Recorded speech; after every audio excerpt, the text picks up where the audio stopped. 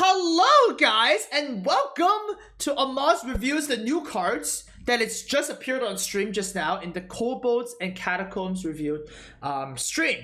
So let's go ahead and dive in, and I haven't seen this card before, so I'm actually gonna review this as we go. Alright, so there are 9 new cards. Let's have a take a look. First one is the Pharaoh Gibberer. 1 mana 1/1, so that's pretty bad stats. It says, after this minion attacks a hero, add a copy of it into your hand. So it's a 1 mana 1/1 that if you can smart the enemy, you get another Gibberer. And that Gibberer can spawn more Gibberers, right? So yeah, this doesn't look good at all, because all you're drawing are 1 mana 1/1s. Sure, you get to draw more of these, but my first impression is that it's pretty bad. Yeah? 1 mana 1/1s just die. And 1 mana 1/1 draw a card is pretty good, but you draw another 1 mana 1/1. So I'm assuming this is just like, you know, some gibberish rare that you don't want to play in Constructed or Arena. I don't rate this really highly. Anyway, second card, Sudden Betrayal. Okay, so rogues get some secrets, right? So 2 of them are revealed. There's 1 more that hasn't revealed yet. But Sudden Betrayal says, 2 mana secret for rogues. When a minion attacks a hero, instead it attacks one of its neighbors. Oh, so it's kind of like Betrayal, but instead, it's 1 attack 1. It's kind of like a misdirection in a sense. And it always attacks one of its neighbors. So it's interesting that it doesn't proc when you only have 1 minion attacking. So that's kind of cool.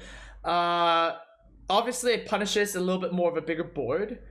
But this is very similar to Explosive Trap, where it's actually really easy to play around the secret, right? You just don't attack the face until you have a board where it's better to do this. So I don't rate this too highly. I think it's very close to Misdirection.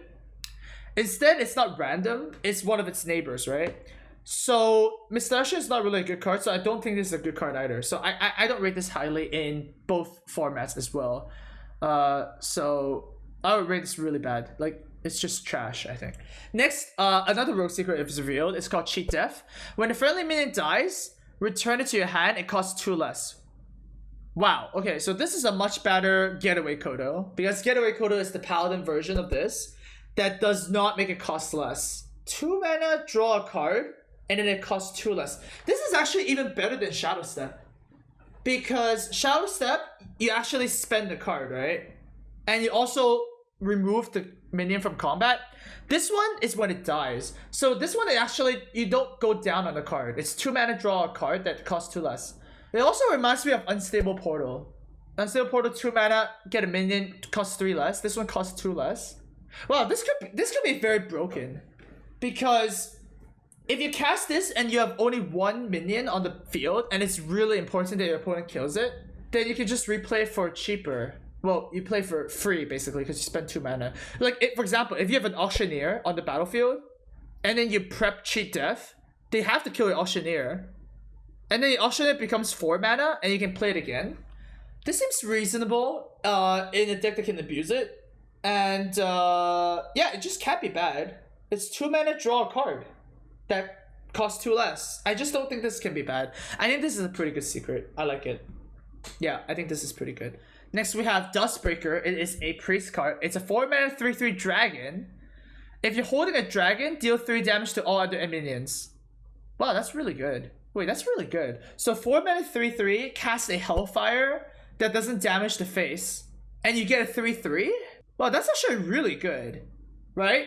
Because if you compare this to Warlock's Hellfire, Warlock Hellfire is 4 mana, deal 3 damage, get a 0/0. This is 4 mana 3/3, cast Hellfire, but also doesn't damage the face, which is better. Because if you're playing Priest, you don't want to damage face. You just want the game to go as long as possible. And this is really good. Dragon Priest has lost a lot when what's the Blackrock Mountain expansion has rotated out. But Dustbreaker might actually bring Dragon Priest back in. This is really powerful. And Secret Agent is still in the game. So yeah, Dustbreaker turn 4 into Secret Agent in turn 5 seems like a really good curve. So yeah, I think Dustbreaker is really, really insane. I like it. Alright, next card we have the Rune Spear. So it's a shaman weapon, legendary weapon, 8 mana 3/3. So that's pretty bad stats. After a hero attacks, discover a spell and cast it with random targets. There's a lot of good shaman cards that have random targets, such as Lightning Storm. It's always good. There's Evolve and Devolve.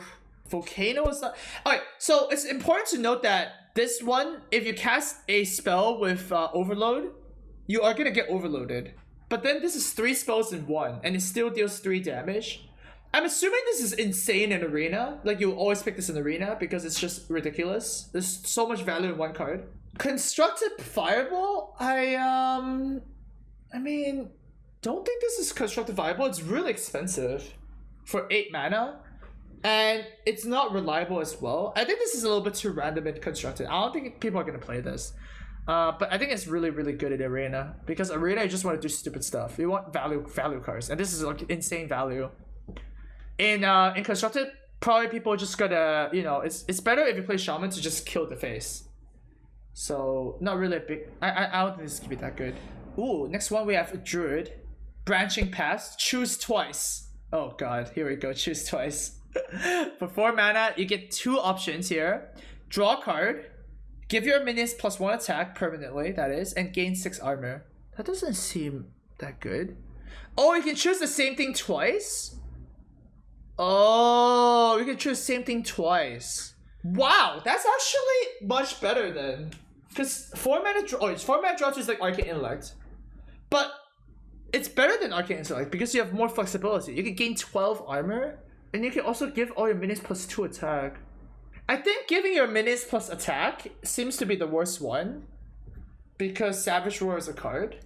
So I think maybe if you're playing a more controlling deck, drawing 2 and gaining 12 is really good. Because sometimes you want to mix them up, right? Sometimes you want to gain 12, sometimes you want to draw 2 cards, sometimes you want to draw 1 and gain 6 armor.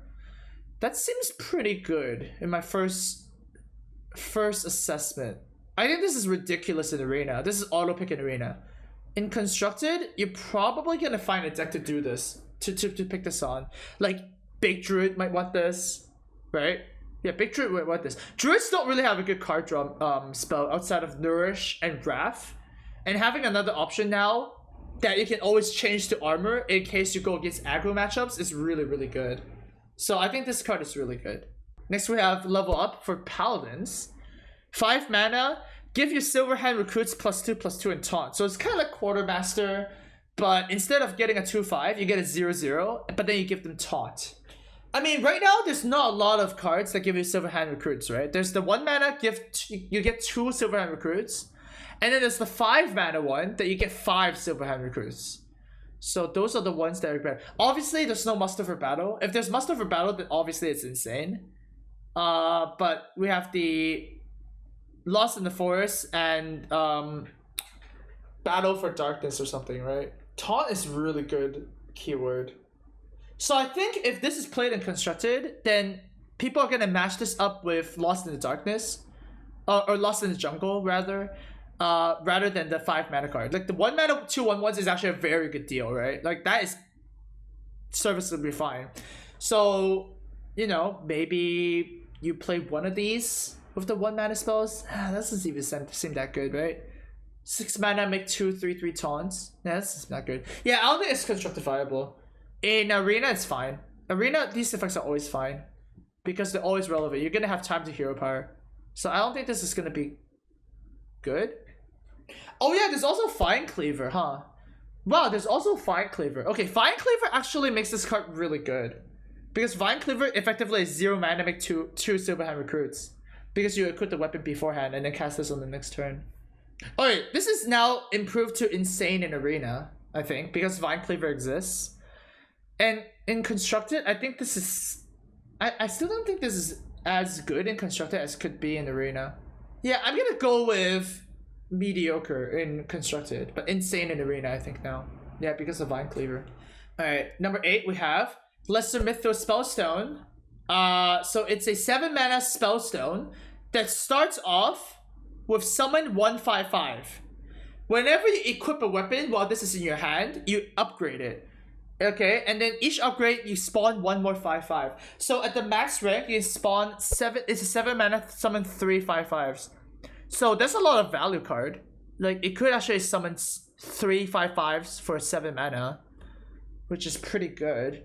And holding this in your hand is not that hard because, like, say you actually draw it sometime and then you equip it and then you get 3 5. 7 mana making some 5/5s is like, while it's a lot of value, it doesn't also impact the board, right? It's something that you're just making 5/5s. Is the middle version good enough? 7 mana make 2 5/5s? Like, when you compare this to Bone Mare, it's really, really good.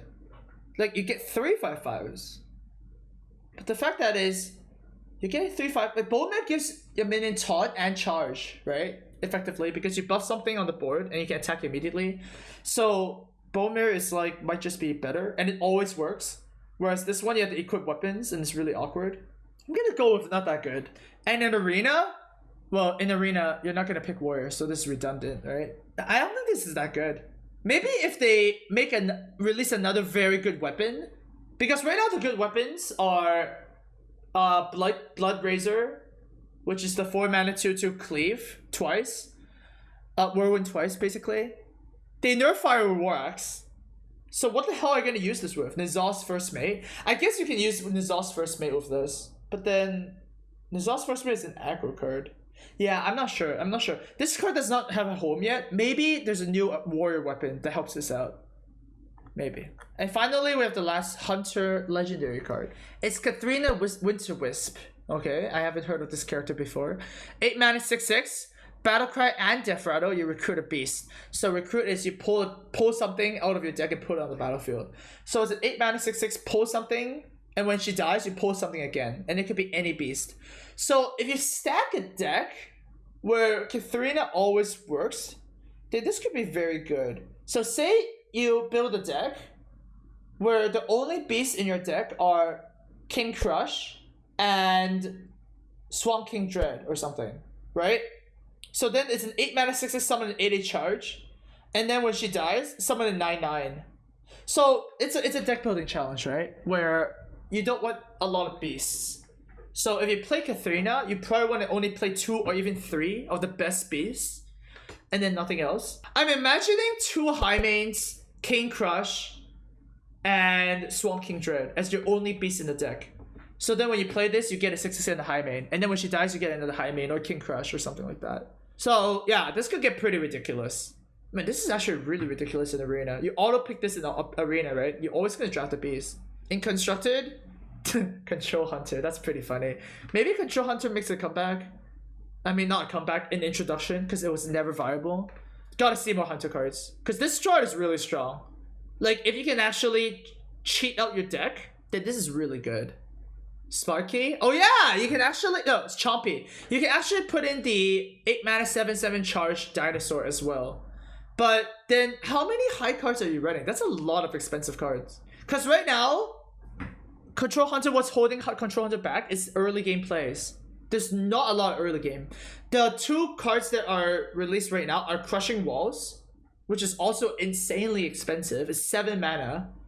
And Katharina, which is 8 mana. So I gotta see some more cheap Hunter cards to make a Control Hunter deck. But I think this card is really powerful. For sure. So yeah, there you go. And yeah, I guess those are all the cards. So 9 cards we have. Out of all these 9 cards, I obviously like Dustbreaker the most. It might bring Dragon Priest back, which is pretty PogChamp. And yeah, Branching perhaps seems pretty strong too. So those are the 2 cards I think are the strongest of the 9 bunch. And when there are more new cards, I'm gonna be sure to do another review for you guys. So there you go. See you guys in the next video.